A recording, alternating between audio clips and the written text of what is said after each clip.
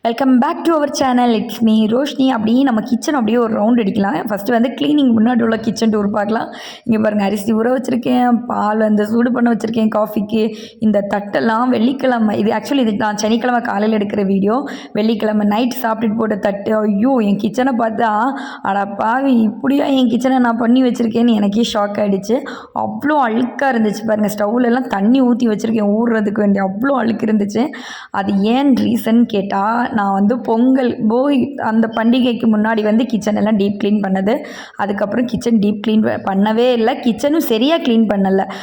சமைப்போம் சும்மா நார்மலாக அப்படி வெசல்ஸ் வாஷ் பண்ணுறது, அப்படியே கழுவி விட்டுட்டு போகிறது தான்.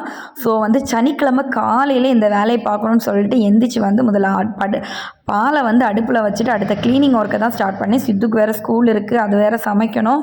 சரி சட்டுன்னு வேலையை முடிச்சுக்கலான்னு சொல்லிட்டு இந்த ரீல்ஸ்லலாம் வர மாதிரி இப்படி ஒரு நம்ம ஒரு சொடக்கு போட்டோன்னா க்ளீன் பண்ணுவோம்ல, அதே மாதிரி க்ளீன் ஆகும்னு பார்த்தா அது அப்படியே தான் இருந்துச்சு. நான் தான் க்ளீன் பண்ணணும் சரின்னு சொல்லிட்டு எல்லாம் அந்த டைல்ஸு ஸ்டவ்வு எல்லாமே க்ளீன் பண்ணிவிட்டு, நம்ம வந்து இங்கே மேக்ஸிமம் வீட்டில் இல்லை, ஏற்காடு சென்னை அப்புறம் கொஞ்சம் பர்சனல் ஒர்க்கு அந்த ஒர்க்கெல்லாம் இருக்கிறனால நம்மளால் ஒழுங்காக வேலை பார்க்குறதுக்கே டைம் இல்லை. ஸோ எப்படியாவது இன்னைக்கு காலையில் முடிச்சுக்கணும்னு சொல்லிட்டு இந்த பக்கம் இருக்க ஜாமானை அந்த பக்கம் எடுத்து வச்சு க்ளீன் பண்ணுறது என்ன, அந்த பக்கம் இருக்கிற ஜாமானத்தை இந்த பக்கம் வச்சு க்ளீன் பண்ணுறது என்ன, ஒரு வழியாக க்ளீன் பண்ணி முடிச்சு விட்டேன் எல்லா இடத்துலையும்.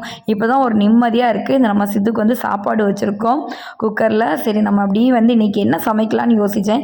வேலை பண்ணதில் டைம் ½ ஒரு கப் காஃபியோடு நம்ம கிச்சன் க்ளீனிங் ஒர்க்கை ஸ்டார்ட் பண்ணதில் டைம் ரொம்ப போச்சு. ஸோ சிம்பிளாக ஒரு முட்டை குழம்பு மட்டும் வைக்கலான்னு சொல்லிட்டு அதை பண்ண ஆரம்பித்தேன். இந்த வாஷ் பேஸ் கிட்டத்தட்ட நான் இங்கே வந்து 2 years ஆகுது.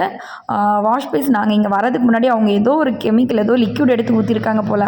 அது ஒரு மாதிரி கரையாக இருக்குது, அது போகவே மாட்டேங்குது எவ்வளோ தேய்ச்சி கழுவிட்டுமே.